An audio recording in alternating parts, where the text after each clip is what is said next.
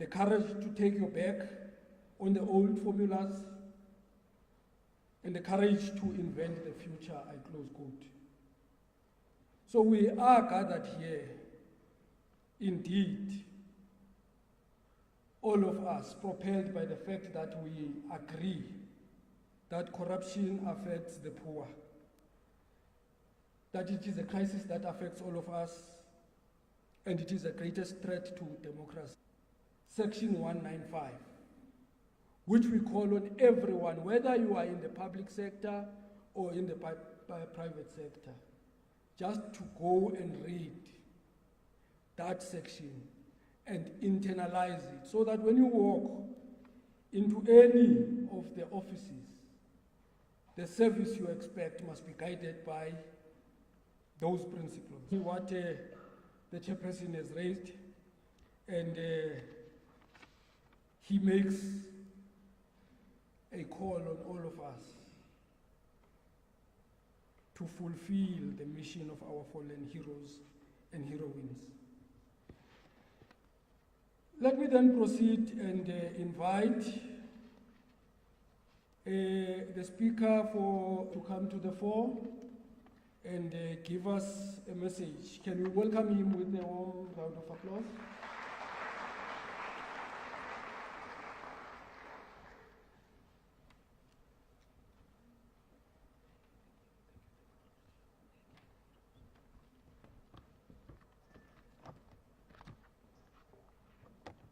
Gentlemen,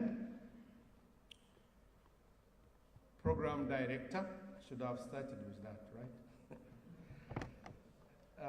Let me also beg to stand on existing protocols. In the program, it mentions one of the agencies, which is my day job, the United Nations Population Fund, speaking on behalf of the UN Resident Coordinator. It is indeed an honor to address you on behalf of the United Nations systems in South Africa on this important day. We are here at this crucial moment to raise one voice against corruption and support South Africa's dreams. Corruption undermines development, security, and the rights of every citizen. It erodes public trust in systems and institutions. It takes away resources urgently needed for public investment and frustrations. When corruption thrives, things indeed fall apart. The renowned African poet Ben Okri says, and I quote, "Corruption bothers me more than the threat of a civil war. It eats away at its consciousness and spirit, turning it into a diseased organism. Corruption is death by 10,000 cuts." Corruption causes and fuels much of the world's ills. Tackling corruption head-on helps us to meet some of the greatest developmental challenges where development goes, and ensuring that no one is left behind. Preventing and combating corruption strengthens democracy and the rule of law. It promotes social and economic development. It helps protect South Africa's vast natural and cultural wealth. It secures wider access to essential services such as healthcare and education. Simply put, action against corruption helps protect every person's right to justice and opportunity to public services and a sustainable future. Like so many other, this in turn has significant and wide-ranging impact on people's daily lives. The government of South Africa has recognized and taken crucial steps to combat corruption. Once and still a beacon of hope and a model of good governance in the South of various commissions of inquiry instituted in the past few years to uncover the scale of corruption in public institutions. This is the action of a government, we believe, committed to understanding the roots, the manifestations, and the practice of corruption within its institutions. This bodes well for ongoing national efforts, African institutions here today, and we believe at the highest level is yet another sign of the commitment and importance South Africa attaches to the fight against corruption and the pledge that hopefully, I believe, is about to be signed, and this will be the symbol of the commitment today. Excellencies, at the top, government must show resolute political will and take the steps needed to fight corruption and mobilize the necessary resources. State institutions should be at the forefront of this fight. Law enforcement agencies, oversight bodies, and abuse of power, and act upon the principles of integrity, transparency, and accountability. Parliament must uphold its central responsibility in establishing robust legislation to deter corruption and empower those who bring the corrupt to justice in preserving integrity. Business has an integral role to play in preventing corruption in the private and public sectors by helping to protect supply chains and committing to fair competition. Civil societies have a watch this delivery. The media, who have exposed much of the corruption, bears the responsibility of informing the public and demonstrating integrity in their own coverage. The academia, we are here at the university, provides us with data, resilience, and integrity. But the heart of our responses and the key to their success are the people. The people of South Africa are South Africa's most precious resource.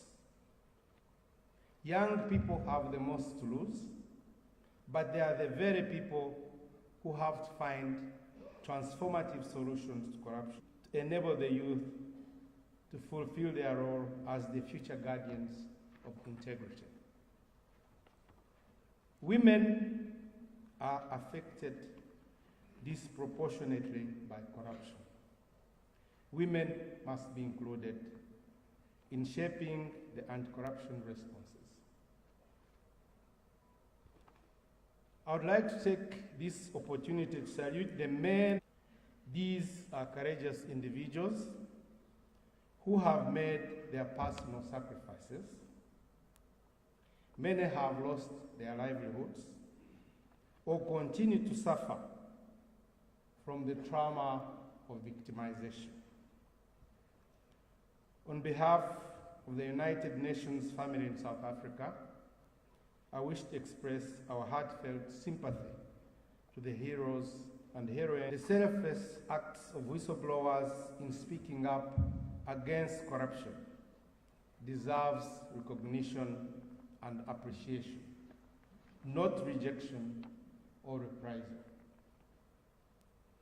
The United Nations acknowledges that a well-designed whistleblowing system will encourage officials across all sectors and the general public action measures embedded not only in legislation but also in the institutional practices. We need to look to new and ambitious ways that go beyond business as usual. People want to see practical steps being taken. We need to understand and address the underlying causes of corruption, identifying and addressing risks of corruption. We must leverage the power of technology and innovation to boost anti-corruption efforts. To truly overcome corruption, we need to promote a fundamental change in mindsets. The mindset where one rejects acts of the act. It must become part of everyone's DNA. People must believe that every act of corruption, every small bribe undermines the rule of law and their own future. We must send a positive message to the people we serve through our words and actions. In exercising firm leadership and giving hope, and I quote, "Leadership is practiced not so much in words as in attitude and in actions." When we do gather here again next year, we must report back on the progress we have all made. Excellencies, ladies and gentlemen, I would also like the judiciary and the executive to implement the recommendations of the report into allegations of state capture. We have come a long way from corruption being a taboo that was barely discussed to it being at the forefront of global efforts. As part of the UN Strategic Cooperation Framework that we sign with both the state and non-state agencies with the responsibility for monitoring and oversight, investigations, law enforcement, prosecutions, and strengthening existing procurement and financial management systems to promote and preserve the integrity of the public service. We commit to keep promise to leave no one behind.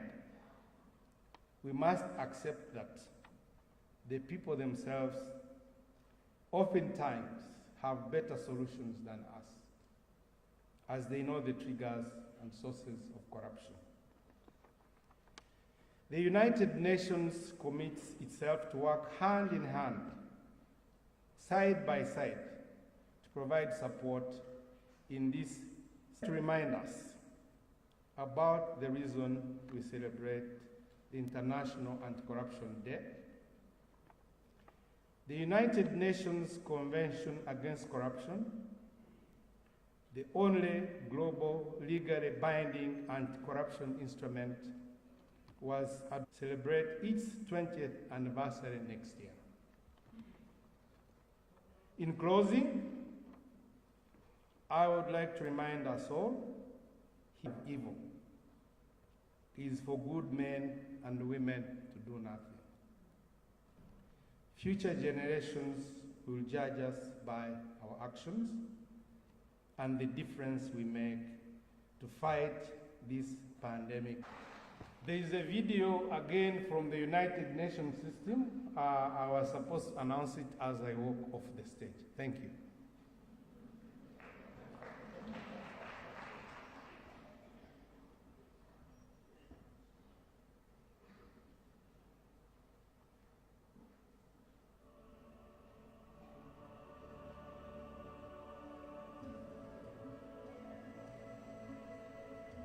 The United Nations Convention Against Corruption.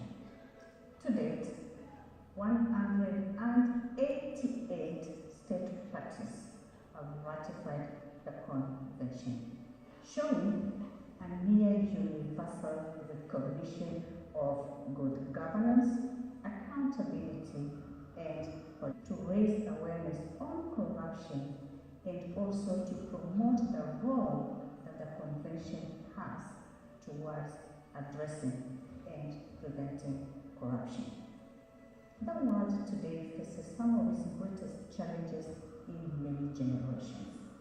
Challenges which threaten prosperity and stability for people across the globe. Mission promotes are more important than ever.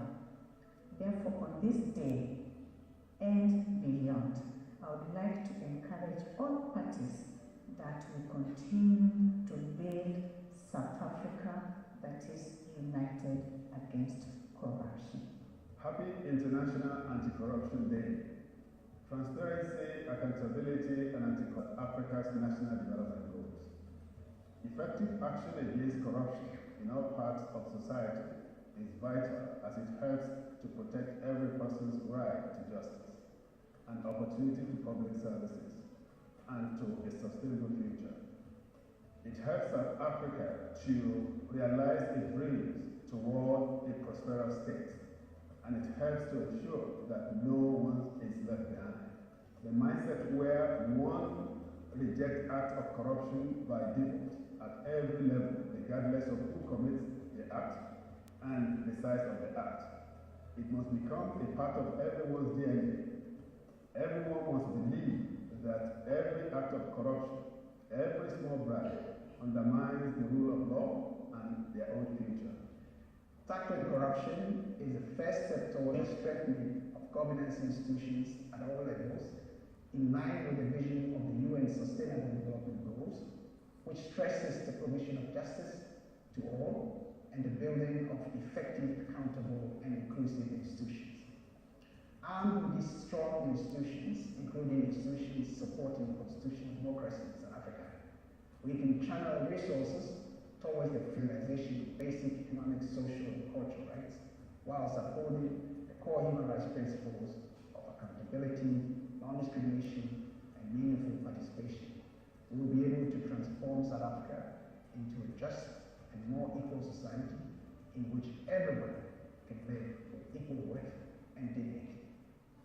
Our mission as the United Nations and every young person's potential is full.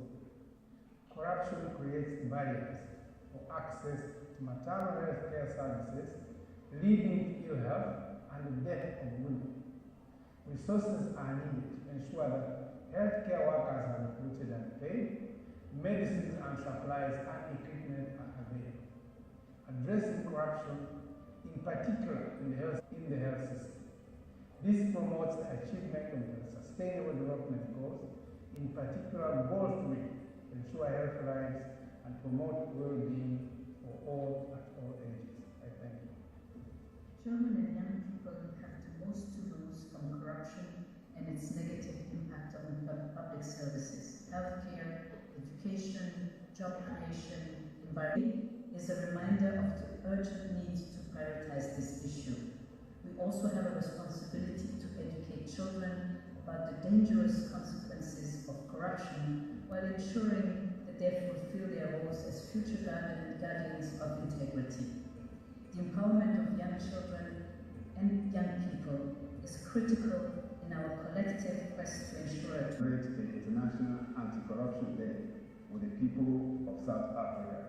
I encourage you all to join the celebration and raise one voice against corruption today and every day. Thank you.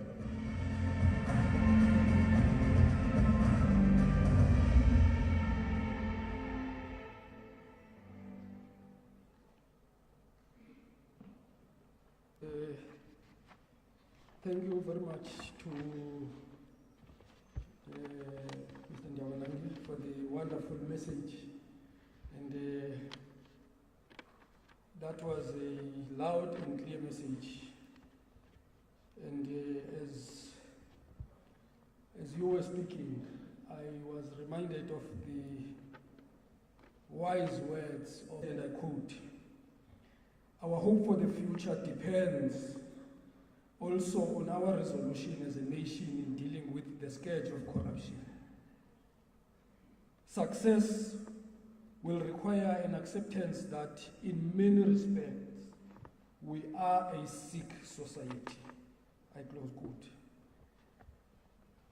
I think the challenges that you raised have one thing in common,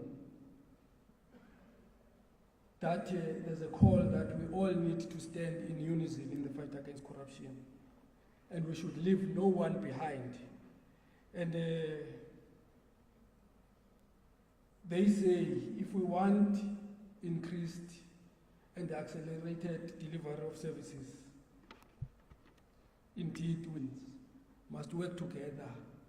And that is the working together we are forging to ensure that we fight this.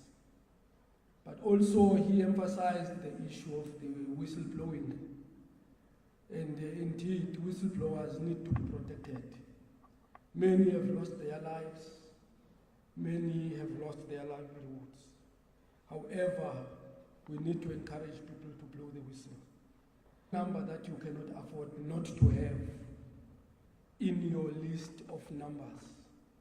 And that is the number for the National Anti-Corruption Hotline, which is 0800 701 701. 0800 701 701. Call as an anonymous person, we will take your call and we will record it and we will follow the case as reported. Let me, without further ado, invite the MEC for Finance in Gauteng, Ndate Mamabolo, to come to the fore and give us the message on behalf of the province. Thank you very much, Program Director. Let me join all the speakers in acknowledging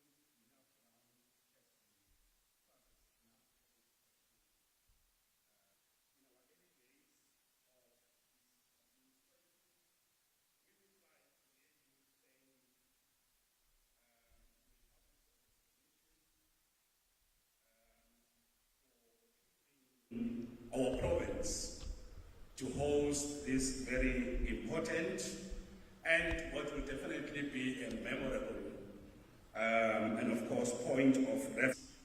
Well known and of course celebrated hospitality would have made everybody comfortable, and we hope you are enjoying being in this very beautiful province, which is the economic hub of our country, and of course to a large extent the continent. At the very outset, we would like to reaffirm Corruption Day, and as you all know, the theme, which is very much important and I'd like to emphasize, says it's based on the cost of failure of governance and ethics in the public service, response to the various commissions of inquiry into allegations of corruption and fraud in the belief that this theme speaks to the reality we are facing so many ways. As South Africans, and of course our province in particular, we can attest to the cost of failure of governance and ethics in the public service, in fact reality, but indeed it is real. It does impact negatively on the experiences of our citizens and residents of the province. Just to share with you that as the provincial government, we have taken various steps of corruption in that we have already, in 2017, established and appointed a civil society-led Gauteng Ethics Advisory Council to help us in building an ethical culture in our city region. And of course, the council is made up of highly respected. I would also like to say that in order to combat and prevent the endemic corruption practices within our tendering processes, the Gauteng provincial government has championed procurement reform by introducing an open tender system. After introducing the open tender system in 2014, and I must say that the work of the Advisory Council and of course the biannual report that has been released has actually, amongst others, emphasized the following areas. Firstly, consistent adherence to the constitutional values, providing effective oversight, full implementation of the recommendation program, communication of success stories, and the adoption of the Integrity Act as part of the procurement system. Of course, as you all know, our province, in the midst of COVID-19 hard lockdowns, we have had which has actually led us to make a very profound determination to strengthen our prevention, detection, investigation, and resolution of procedures to maintain clean governance. Following the PPE scandal and saga, we have now implemented a system of fraud detection on all contacts above 10 years. Ladies and gentlemen, let me just conclude by making a plea that in our efforts to combat corruption and of course fraud and theft from the public purse, it is important that we look at the strengthening close all the leakages in the system. It is very much important that our processes become efficient and effective to make sure that we proactively deal with corruption. Having said that, we must also acknowledge and appreciate the work that the entire criminal justice system is doing. But having said that, we must also promptly, swiftly, decisively, without fear or favor or prejudice, because as you'll surely agree, we have a situation in our province where investigations, disciplinary actions, and of course criminal liability actions take very long. It takes long to investigate cases committing corruption. So it's very much important that we speed up the investigations. We speed up the disciplinary processes. And we make sure that we act decisively so that we do not have this repeated. Also, when I had the privilege and honor to deliver the medium-term budget policy statement, I did make the point that avoid fruitless and wasteful expenditure, unauthorized and irregular expenditure. We have also made the point that in our province, we will work even much more harder to make sure that we combat corruption and fraud, and of course our premier has in announcing the news. Very important. Meeting the discussions, the resolutions, the outcomes which should guide and inform our work. And with those words, we wish you well, and we hope you find the hospitality of our province very good and a good experience in the province. Thank you very much. We wish you all the best. Thank you. Thank you very much, Honorable MC. Indeed, you wrapped up our session on a high note, and we thank you for the wonderful and the encouraging words. You remind me of one of the speeches of "At every injustice, there you are, a comrade of mine." I close quote. MEC has raised a number of fundamental issues that the Gauteng government is engaged in the fight against corruption, which of course are lessons to learn for other provinces as well. Emphasized adherence to the constitutional values and principles. And I like the notion of the open tender system as adopted by the provincial government. I hope that we will be able to influence your counterparts elsewhere in the country to follow suit, so that we ensure that there is transparency and accountability in combating corruption. Thank you very much, MEC. And well, the issue of the enforcement of the authority of the PFME cannot be overemphasized. It is very important and it is very key.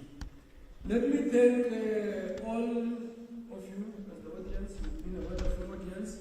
I hope you will remain as such as we proceed with the day.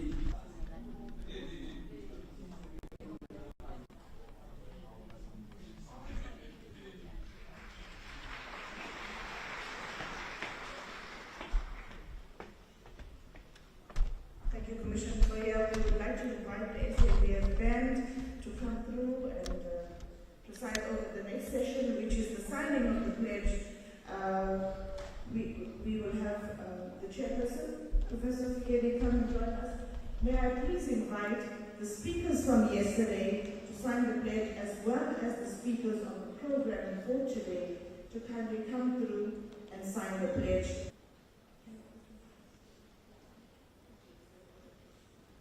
Ladies and gentlemen, speakers from today, please join the chairperson on the dais, as well as speakers from yesterday, to sign the pledge.